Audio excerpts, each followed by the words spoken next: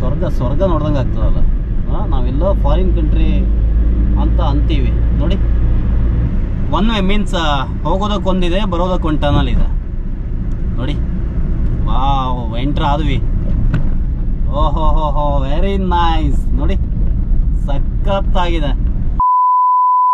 Hi ಎಲ್ರಿಗೂ ನಮಸ್ಕಾರ. ನಮ್ಮ ಚಾನಲ್ನ ಮತ್ತೊಂದು ವಿಡಿಯೋಗೆ ಸ್ವಾಗತ. ಸ್ನೇಹಿತರೆ, ಇವತ್ತು ಒಂದು ಚಿಕ್ಕ ಕೆಲಸದ ಮೇಲೆ ಕಾರವಾರ ಕಡೆ ಹೋಗ್ತಾ ಇದ್ವಿ. ನಿಮಗಿಲ್ಲಿ ದಾರಿಯುದ್ದಕ್ಕೂ ಏನೆಲ್ಲ ಕುತೂಹಲದ ಸಂಗತಿಗಳನ್ನೆಲ್ಲ ತೋರಿಸ್ತಾ ಹೋಗ್ತಿದ್ವಿ.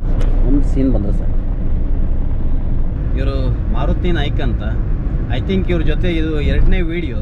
ಮೊನ್ನೆ ಪ್ರಾರ್ಥನಾ ಹೋಟೆಲ್ಗೆ ಒಂದು ಚಿಕ್ಕ ಪಾರ್ಟಿಗಂತ ಹೋಗಿದ್ವಿ, ಅಲ್ಲಿ ಇವರನ್ನು ತೋರಿಸಿದ್ದೆ.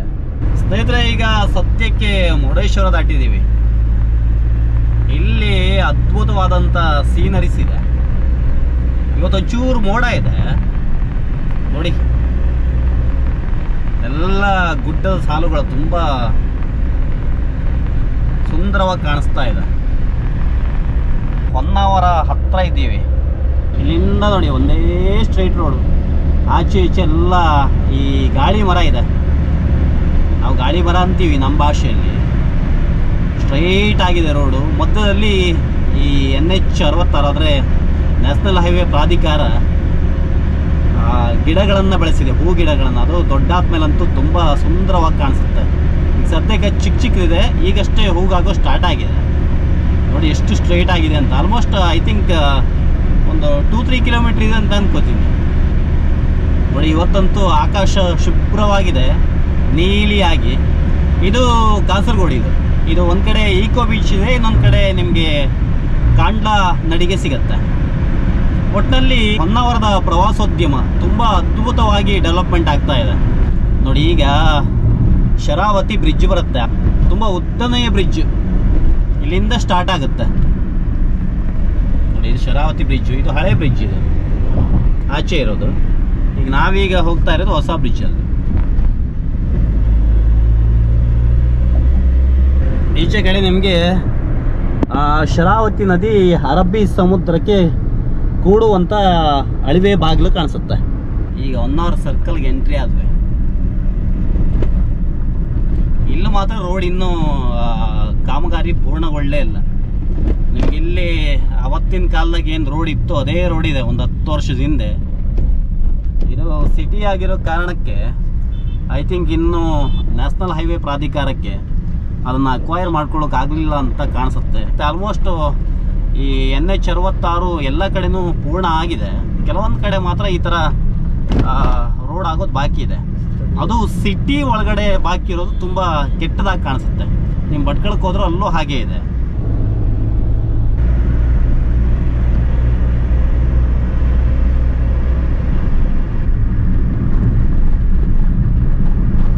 ಸ್ನೇಹಿತರೆ, ಇದು ಕುಮಟಾ ಟೋಲ್, ಇದು ಅಳವೆಗದ್ದೆ ಟೋಲ್. ಇದು ಎಲ್ಲ ಆಟೋಮೇಟೆಡ್ ಆಗ್ಬಿಟ್ಟದಲ್ಲ. ಅವಾಗ ಒಂದು ದುಡ್ಡು ಕೊಡ್ಬೇಕಿತ್ತು. ಈ ಡಬಲ್ ಫಾಸ್ಟ್ ಆಗಿಲ್ಲ ಅಂದ್ರೆ ಡಬಲ್.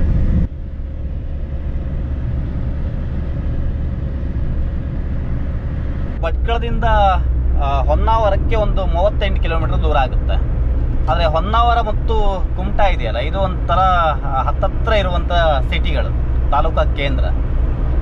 ಹೊನ್ನಾವರದಿಂದ ಕುಮಟಾಗೆ ನಿಮಗೆ ಒಂದು 20 ಕಿಲೋಮೀಟರ್ ಆಗ್ಬೋದು. ನಾವು ಚಿಕ್ಕವರಿದ್ದಾಗ ನಮ್ಮ ಮನೆ ಪಕ್ಕದಲ್ಲಿ ಒಬ್ಬರು ಅಜ್ಜಿ ಇದ್ದರು. ತುಂಬ ಇತಿಹಾಸದ ಬಗ್ಗೆ ಎಲ್ಲ ಹೇಳೋರು. ಅವ್ರ ಕಾಲದಲ್ಲಿ ಏನೆಲ್ಲ ಆಯಿತು ಅದು ಇದೆಲ್ಲ ಹೇಳ್ತಾ ಇದ್ರು. ಬಟ್ ಕುಮಟಾ ಸುದ್ದಿ ಹೇಳುವಾಗ ಅವರು ಇದನ್ನು ಕುಮಟಿ ಅಂತ ಹೇಳ್ತಾ ಇದ್ರು. ಕುಮಟಿ, ಆ ಕಾಲದಾಗ ಯಾರೋ ಒಬ್ರು ಕುಮಟಿಗೆ ಹೋಗಿರು, ಈ ಥರ ಎಲ್ಲ ಮಾತಾಡ್ತಾ ಇದ್ರು.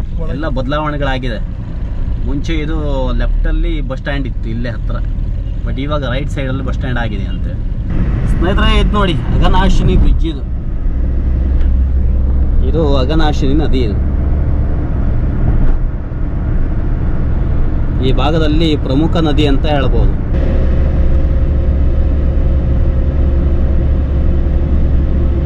ಸ್ನೇಹಿತರೆ, ಅಂಕೋಲವನ್ನು ನಾವು ಉತ್ತರ ಕನ್ನಡದ ಅಸ್ಸಾಂ ಅಂತ ಕರಿತೀವಿ.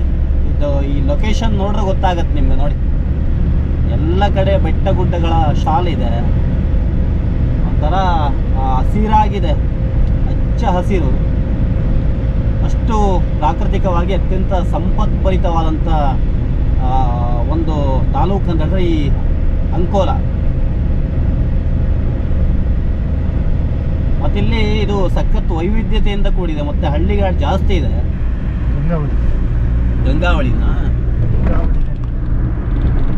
ನೋಡಿ ಎಷ್ಟು ಸುಂದರವಾಗಿದೆ ಅಂತ ಸೀನ್ ಅಂತೂ.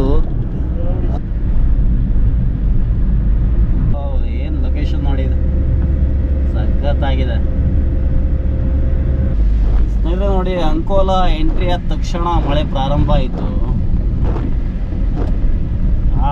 ತುಂಬ ಮೋಡ ಏನಿಲ್ಲ, ಇದು ಬೆಳುಮುಗಿಲು. ಸ್ನೇಹಿತರೆ ಈ ಮಳೆ ಅಷ್ಟೊಂದು ಹೊತ್ತು ನಿಲ್ಲಲ್ಲ ಅಂತ ಕಾಣಿಸುತ್ತೆ, ಯಾಕಂದರೆ ತುಂಬ ಕಪ್ಪಾದ ಮೋಡ ಇಲ್ಲ, ಸಲುವಾಗಿ ಇಂಥ ಮಳೆ ಜಾಸ್ತಿ ಹೊತ್ತು ನಿಲ್ಲಲ್ಲ. ಅಕಸ್ಮಾತ್ ಬರುತ್ತೆ ಮತ್ತು ಹಾಗೆ ಹೊರಟೋಗ್ಬಿಡುತ್ತೆ.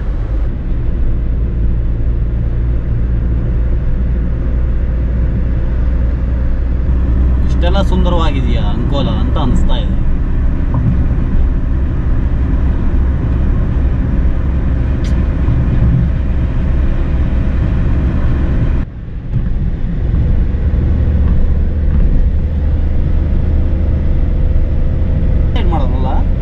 ಯಲ್ಲಾಪುರ ಬೈಪಾಸ್ ಅದು.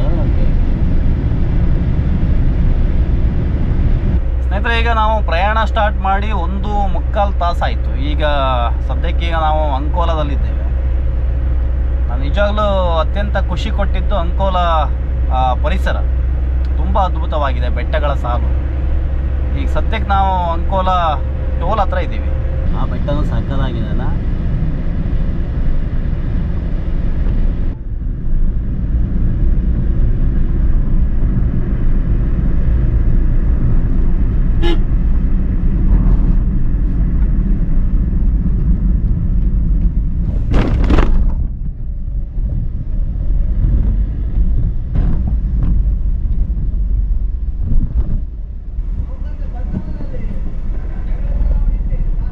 ಮತ್ತೆ ಇಷ್ಟು ಕಟ್ಟಾಯ್ತಾ?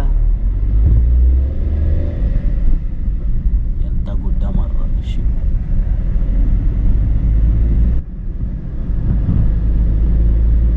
ಅಲ್ಲ ಕ್ಲಾರಿಟಿ ಲೈಕ್ HD ಥರ ಹೊಡಿತದಲ್ಲ, ಅದು ಒಂದು ಇವತ್ತು ಆಕಾಶ ಒಂದು ತುಂಬ ಶುಭ್ರ ಆಗಿರೋ ಕಾರಣ ಹೊಡಿತದೆ ಈ ಥರ ಅಲ್ಲ.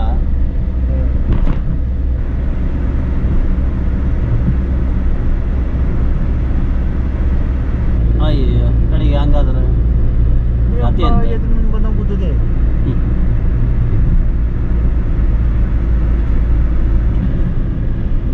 ಸ್ವರ್ಗ ನೋಡ್ದಂಗೆ ಆಗ್ತದಲ್ಲ. ನಾವೆಲ್ಲೋ ಫಾರಿನ್ ಕಂಟ್ರಿ ಅಂತ ಅಂತೀವಿ ನೋಡಿ.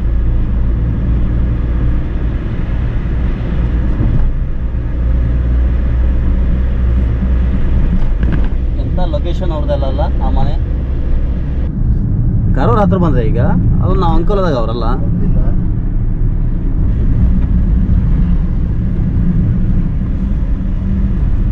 ಸೀಬರ್ಡ್ ನೌಕಾನೆಲೆ ಹತ್ರ ಇದೀವಿ ನೋಡಿ. ಲೊಕೇಶನ್ ನೋಡಿ ಹೆಂಗಿದೆ ಅಂತ.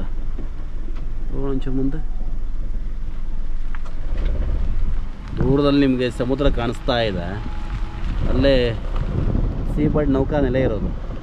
ಹೊರಗಡೆ ಎಲ್ಲ ಫುಲ್ ಅಪಾರ್ಟ್ಮೆಂಟ್ಸ್ ಇದೆ. ಅದು ಐ ಥಿಂಕ್ ಅಧಿಕಾರಿಗಳು ವಾಸ ಮಾಡುವಂಥ ಅಪಾರ್ಟ್ಮೆಂಟ್. ಈ ಟನಲ್ ಸ್ಟಾರ್ಟ್ ಆಗಿದೆ ಯಾವಾಗ? ಸ್ವಲ್ಪ ದೂರ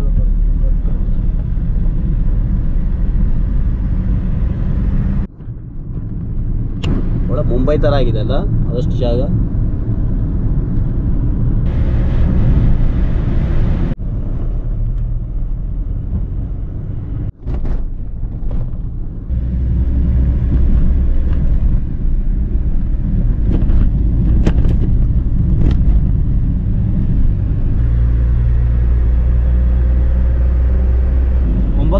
ನಾವು ಬಡ್ಕಲ್ ಬಿಟ್ಟಿದ್ವಿ, ಈಗ 11:15 ಆಗ್ತಾ ಬಂತು. ಅಲ್ಲಿಗೆ ಬರ್ತಿ 2 ಅವರ್ ಪ್ರಯಾಣ ಆದಮೇಲೆ ನಮಗೀಗ ಕಾರವಾರ ಬಂತು. ನನಗೆ ತುಂಬ ಆಸಕ್ತಿ ಇರೋದು ಭಟ್ಕಳ ಮತ್ತು ಕಾರವಾರ ಪ್ರಯಾಣದಲ್ಲಿ ಬಿಣಗ ಮತ್ತು ಕಾರವಾರ ಕನೆಕ್ಟ್ ಮಾಡುವಂಥ ಟನಲ್ ಆಗಿತ್ತು. ತುಂಬ ಲಾಂಗ್ ಟನಲ್ ಅಂತೆ. ಕಂಪ್ಲೀಟ್ ವಿಡಿಯೋ ತೋರಿಸ್ತೀನಿ ನಿಮಗೆ. ನೋಡೋ ತುಂಬ ಎಕ್ಸೈಟ್ಮೆಂಟ್ ಫೀಲ್ ಆಗ್ತಾ ಇದೆ. ಹೆಂಗಿದೆ ಏನು ಕತೆ ನೋಡೋಣ. ಫುಲ್ ಎಲ್ಲ ಕಡೆ ಲೈಟ್ಸ್ ಇದೆ. ಐ ಥಿಂಕ್ ಲೈಟ್ಸ್ ಇಲ್ಲ ಅಂತಂದರೆ ಅದು ಕಾಣಿಸ್ತಾ ಇರಲ್ಲ ಅನ್ಸುತ್ತೆ. ಒನ್ ವೇ ಮೀನ್ಸ್ ಹೋಗೋದಕ್ಕೊಂದಿದೆ, ಬರೋದಕ್ಕೊಂದು ಟನಲ್ ಇದೆ ನೋಡಿ. ವಾವ್, ಎಂಟ್ರ್ ಆದ್ವಿ. ಓಹೋ ಹೋ ಹೋ, ವೆರಿ ನೈಸ್ ನೋಡಿ, ಸಖತ್ತಾಗಿದೆ. ನಾನು ಅಷ್ಟು ಲೈಟ್ ಇರಲ್ಲ ಅಂತ ಅಂದ್ಕೊಂಡಿದ್ದೆ, ಇಷ್ಟು ಬೆಳಕಿರುತ್ತೆ ಅಂತ ಅಂದ್ಕೊಂಡಿರಲಿಲ್ಲ. ಬಟ್ ನಿಮಗೆ ಲೈಟ್ಸ್ ಇಲ್ಲ ಅಂತ ಹೇಳಿದ್ರೆ ಟನಲ್ ಅಷ್ಟು ಕಾಣಿಸ್ತಾ ಇರಲ್ಲ. ಸ್ವಲ್ಪ ದೂರ ಬಂದ ಮೇಲೆ ಒಂದಷ್ಟು ಮತ್ತೆ ಓಪನ್ ಆಗುತ್ತೆ, ಆನಂತರ ಮತ್ತೆ ಟನಲ್ ಪ್ರಾರಂಭ ಆಗುತ್ತೆ.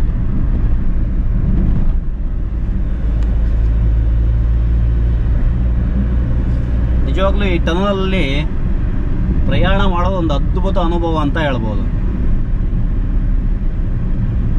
ವಾವ್,